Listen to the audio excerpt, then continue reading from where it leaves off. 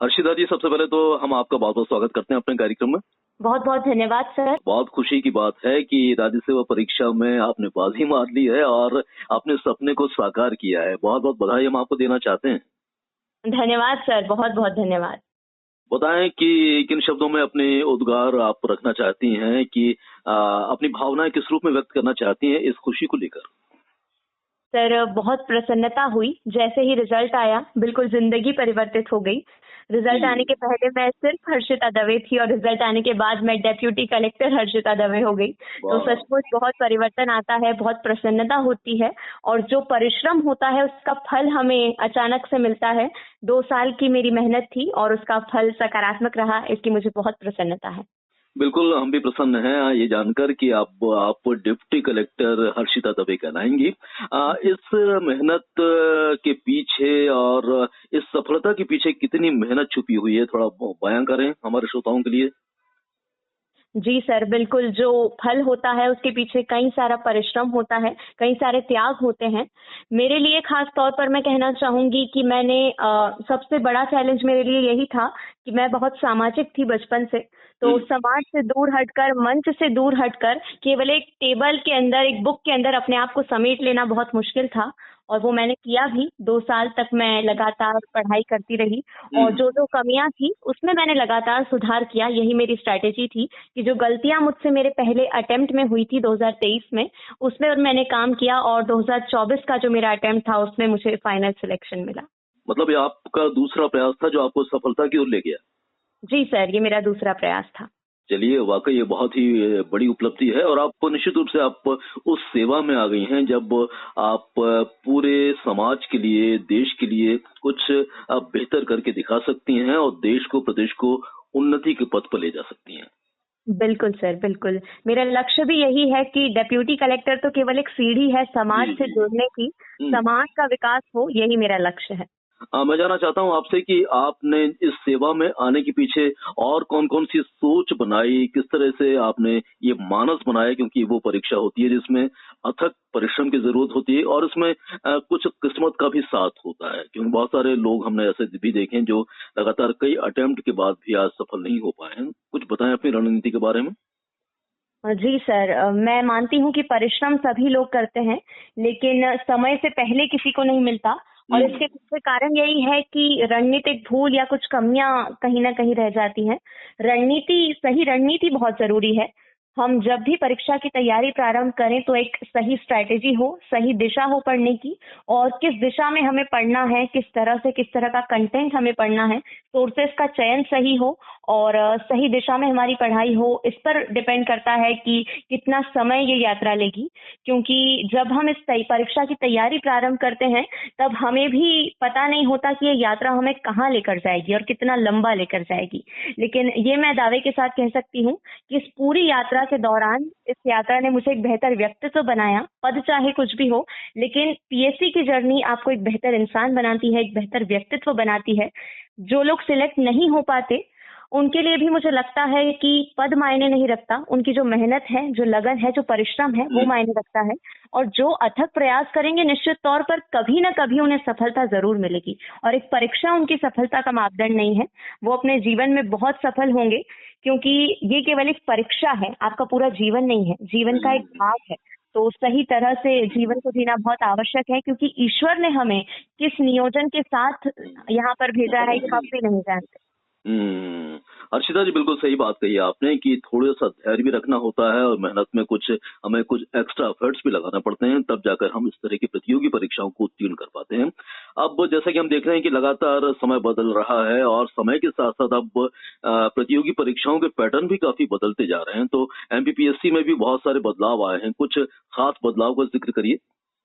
जी sir, 2023 की जब मैंने मेंस लिखी थी तब उसका सिलेबस अलग था और 2024 में मेंस के सिलेबस में काफी परिवर्तन हुआ था। प्रीलिम्स का सिलेबस भी कुछ चेंज हुआ था। सबसे बड़ा परिवर्तन यही है कि हमारी जो भारतीय ज्ञान विज्ञान परंपरा है उस पर बहुत फोकस किया जा रहा है।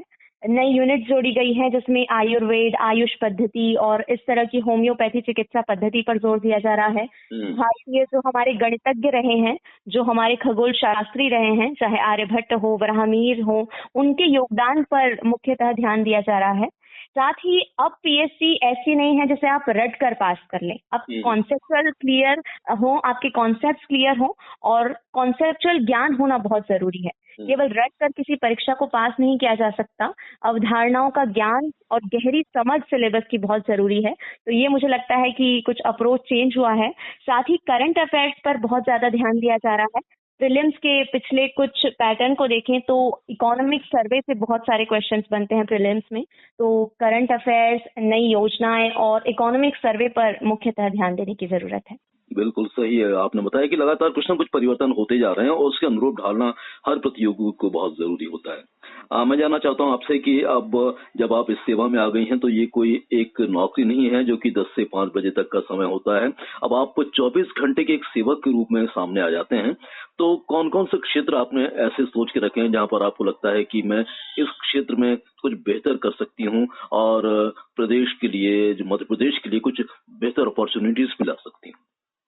बिल्कुल सर, जिस दिन मेरा चयन हुआ तभी से मैंने जब भंवरकुआं पर लाखों लोगों की भीड़ देखी, तब मुझे एहसास हुआ कि मैं कितनी सौभाग्यशाली हूँ कि मुझे अवसर प्राप्त हुआ है समाज के लिए कुछ करने का। तो मेरा लक्ष्य यही है कि मैं समाज के विकास में अपनी भूमिका निभा सकूं, समावेशी विकास सुनिश्चित हो, ये मेरा सबसे महत्वपूर्ण उद्देश्य है। जो योजनाएं चलाई जा रही हैं, उनका लाभ अंतिम पंक्ति के अंतिम व्यक्ति तक पहुंचे। साथ ही समाज के विकास में मेरी कुछ भूमिका हो। साक्षरता बढ़ाने के लिए मेरा मुख्यतः ध्यान केंद्रित होगा, क्योंकि मेरा मानना है कि यदि लोग शिक्षित होंगे तो सशक्त होंगे और सशक्त होंगे तो सक्षम होंगे। इसीलिए शिक्षा के क्षेत्र में, महिला सशक्तिकरण के क्षेत्र में, समाज के विकास, आर्थिक विकास, समावेशी विकास सुनिश्चित करना मेरा उद्देश्य है। बिल्कुल सही लक्ष्य आपने तय किए हैं और यदि हम इन लक्ष्यों पर कुछ और फोकस करेंगे, उसके लिए कुछ नई योजना बनाकर काम करेंगे तो निश्चित रूप से हम उन लक्ष्यों को हासिल करने में भी अपनी महती भूमिका निभा सकते हैं। हम ये जानना चाहते हैं आपसे कि आप इस पद पर जब आप पहुंच चुकी हैं तो आम जन आपसे बहुत सारी अपेक्षाएं भी रखेगा और आपसे बहुत सारी उम्मीदें भी रखेगा। तो बताएं कि क्या सोच के रखा है आपने एक समाज के ऐसे तबके के लिए जो बहुत सारी अपेक्षाएं लेकर आता है, बहुत सारी आशाएं आपके लिए लेकर आता है? बिल्कुल सर, जब हम प्रशासन में जाते हैं तो मेरा यही मानना है कि प्रशासनिक अधिकारी तो बहुत लोग बनते हैं, लेकिन उनमें से बहुत चुनिंदा होते हैं जिन्हें लोग याद रखते हैं, जिन्हें समाज याद रखता है। और वो केवल उन्हीं लोगों को याद रखता है जिन्होंने उनके जीवन में कुछ परिवर्तन लाया है, कुछ सकारात्मक भूमिका निभाई है। तो मेरा लक्ष्य यही है कि जब भी कोई व्यक्ति मेरे पास अपनी कोई भी छोटी से छोटी समस्या लेकर आए तो मैं उसे ना नहीं कह सकूं और एक अच्छे प्रशासनिक अधिकारी के तौर पर अपने नैतिक मूल्यों और साथ ही कानून का पालन करते हुए उसकी हर संभव सहायता कर सकूं, ताकि उस व्यक्ति का विकास हो, समाज का विकास हो। मेरा यही लक्ष्य है कि जन भागीदारी को बढ़ावा देना बहुत जरूरी है, क्योंकि अब समय बदल रहा है। अब जन भागीदारी, पारदर्शिता, जवाबदेही, इन सभी मूल्यों पर खरे उतरने की मेरी ईश्वर से यही प्रार्थना है कि वो मुझे शक्ति दे कि मैं उन्हीं नैतिक मूल्यों पर और उन्हीं अपने सिद्धांतों पर टिके रहकर, अडिग रहकर जनता का विकास कर सकूं। अर्शिदा जी, अब वर्तमान में हम देख रहे हैं कि धैर्य की कुछ कमी होती जा रही है और निराशा लोगों पर बहुत जल्दी हावी हो जाती है, खासतौर से स्टूडेंट्स के साथ जो पढ़ाई कर रहे हैं, बड़ी बड़ी प्रतियोगी परीक्षाओं में बैठ रहे हैं, उन्हें कामयाबी नहीं मिल पा रही है तो बहुत जल्दी वो निराश हो जाते हैं और अंधकार की स्थिति उनके भीतर आ जाती है। तो आपने कभी इस तरह के पहलुओं का सामना किया है? इस तरीके के मामले कुछ आपके साथ भी आए? जी सर, जैसा मैंने बताया 2023 का मेंस जब मैंने दिया था तो वो क्वालिफाई नहीं हो पाया था। तो जो डीमोटिवेशन का एक फेज होता है, उस पड़ाव को मैंने भी फेस किया है। और मैं मानती हूँ कि हम मशीन नहीं हैं, हम इंसान हैं। उतार चढ़ाव आते हैं, कभी हम बहुत ज्यादा उत्साह में होते हैं, कभी बहुत ज्यादा डिमोटिवेट भी हो जाते हैं। लेकिन ऐसे में बहुत जरूरी है कि जब हम आसमान की ऊंचाइयों पर हों तब तो हम मोटिवेटेड रहे ही, लेकिन जब हम समुद्र की गहराइयों में हों तब हमें स्थिरता जरूरी है, तब धैर्य जरूरी है, क्योंकि वही हमारी असली परीक्षा है। ऐसे में मेरा सुझाव यही है कि अपने परिवार से बातचीत करें, परिवार के साथ साथ अपने दोस्तों से बातचीत करें, जो भी आपके मन में है उसे साझा करें। क्योंकि साझा करने से आपका दुख कम होगा और जो नकारात्मकताएं हैं वो निश्चित तौर पर कम होंगी।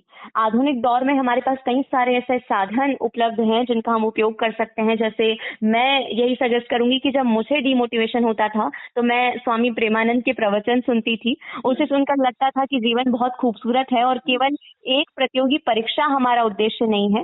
जीवन में बहुत कुछ सकारात्मक है और उससे लगातार मुझे मोटिवेशन मिलता था। तो जब भी आपको डीमोटिवेट हो या कुछ ऐसा फेज आपका चल रहा हो तो कोशिश करें कि सामाजिक समर्थन प्राप्त करें, अपने परिवार से, दोस्तों से बातचीत करें और इन साधनों का उपयोग करें। कुछ उन लम्हों को बयां कीजिए जब वो एमपीपीएससी 2024 का परिणाम घोषित हुआ और आपको पता चला, आपके परिवार को खबर हुई, क्या माहौल था और क्या खुशियों की एक झड़ी सी लग गई थी, बधाइयों का सिलसिला शुरू हो गया था, शुभकामनाओं की बातें सामने आने लगी थी। जी सर, जैसा मैंने बताया मैं 2025 की मेंस की भी तैयारी कर रही थी और पढ़ाई करते करते ही मेरा रिजल्ट आया। मैं पढ़ाई कर रही थी और अचानक कॉल्स पे कॉल्स आने लगे और जब मैंने सुना कि मैं डेप्यूटी कलेक्टर बन गई हूँ तो मेरे हाथ कांपने लगे थे, क्योंकि विश्वास नहीं हो रहा था कि अचानक से मेरा जो 2 साल का परिश्रम था उसका फल इस रूप में मिलेगा, इतने अच्छे रूप में मिलेगा। मैंने जल्दी से मम्मी और दादी को बताया, पापा और भैया को कॉल किया। मम्मी रोटी बनाते बनाते अचानक आई और हमारे तवे पर तो रोटी जल गई, इतनी खुशी थी। लगातार लोग और जो मेरे रिश्तेदार हैं, जो मेरे दोस्त हैं, उनका आना अभी तक जारी है और वो प्रसन्नता आपको मेरी आवाज में दिख रही है। लगातार शिक्षकों से मेरा मिलना हुआ और सभी लोग इतने खुश हैं और ये देखकर मुझे लगा कि कितने प्रसन्न होते हैं लोग, न सिर्फ अपनी उपलब्धि पर बल्कि दूसरों की उपलब्धि पर भी। वाह वाह वाह। और हम भी बहुत ही खुश हैं कि ये जो घड़ी है आपके लिए शुभ घड़ी ले बनकर सामने आई है और निश्चित रूप से आपकी उपलब्धि हम सभी को भी गौरवान्वित कर रही है। उन पलों में जब आप तैयारी कर रही थी एमपीपीएससी की, तो जब वो फुर्सत के लम्हे होते थे तो कौन कौन सी एक्टिविटीज आपकी थी जो आप में कुछ नई एनर्जी भर देती थी? जी सर, मैं हमेशा खुद के लिए समय निकालती हूँ, क्योंकि एक ही दक्षता के साथ पढ़ाई तभी हो सकती है जब आप स्वयं को कुछ समय दें। मैं जब खाना खाती हूँ तो मेरी आदत है कि मैं टीवी देखती हूँ या संगीत सुनती हूँ। खाना खाने में 20 से 25 मिनट लगते हैं, उतना समय आप खुद को दें। इसके अलावा जब भी आपको ज़रूरत हो, आप अपने लिए समय निकालें। मेरा जब मेंस हो गया था तो मुझे चूंकि मंच पर बोलने का बहुत शौक था और पीएससी की तैयारी के दौरान मैंने मंच से कुछ साल के लिए दूरी बना ली थी। तो मेंस होने के बाद मेरे सर ने मुझे जबरदस्ती कहा कि अब तुमने बहुत पढ़ाई कर ली, एक दिन तुम निकाल सकती हो कालिदास उत्सव में जाने के लिए।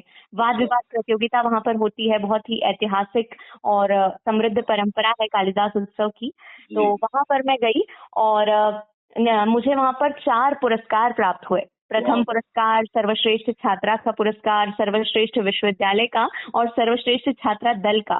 तो बहुत खुशी थी। तो इन लम्हों ने मुझे बताया कि कैसे तैयारी के बीच भी हम कुछ समय निकाल सकते हैं अपनी एक्स्ट्रा करिकुलर एक्टिविटीज के लिए और अपनी गतिविधियों के लिए जो हमें फिर से एक बार उत्साह से भर देती है। कुछ ऐसे गीत भी होते हैं जो कई बार हमारी इस तरह की तैयारियों में मोटिवेशन सॉन्ग का काम करते हैं। कुछ इस तरह के गीत भी आप सुनती हैं? जी सर, एक गीत बहुत फेमस है, रुक जाना नहीं तू कभी हार के, कांटों पे चल के मिलेंगे साए बहार के। इस तरह के गीत मोटिवेशनल होते हैं और मैं उन्हें सुनना पसंद करती हूँ। चलते चलते क्या आप कहना चाहती हैं हमारे बाकी साथियों से जो आपकी तरह राज्य सेवा परीक्षा को उत्तीर्ण करना चाहते हैं, कुछ देश के लिए, समाज के लिए करना चाहते हैं? सर, मैं बस यही कहूंगी कि आप लगातार लगे रहिए, पढ़ाई करते रहिए, अपने लिए लक्ष्य निर्धारित कीजिए और उन लक्ष्य को आप चाहे तो छोटे छोटे टुकड़ों में विभाजित कीजिए और रोज एक नया लक्ष्य बनाएं, रोज एक नया टारगेट सेट करें, उसे कंप्लीट करें। मुझे पूरा विश्वास है कि निश्चित तौर पर आपको एक दिन सफलता जरूर मिलेगी। मेरी बहुत बहुत शुभकामनाएं हैं उन अभ्यर्थियों को जो आने वाले भविष्य के प्रशासक हैं। अर्शिता जी, एमपीपीएससी 2024 को फतह करने के लिए एक बार फिर से हम आपको बहुत बहुत बधाई और शुभकामनाएं देते हैं। उम्मीद करते हैं कि आपकी उपलब्धियों का सिलसिला लगातार चलता रहेगा और आने वाले समय में आपकी सेवाओं का लाभ हमारे प्रदेश को मिलेगा। हमारा प्रदेश उन्नति के पथ पर अग्रसर होगा। इतना समय देने के लिए बहुत बहुत शुक्रिया आपका।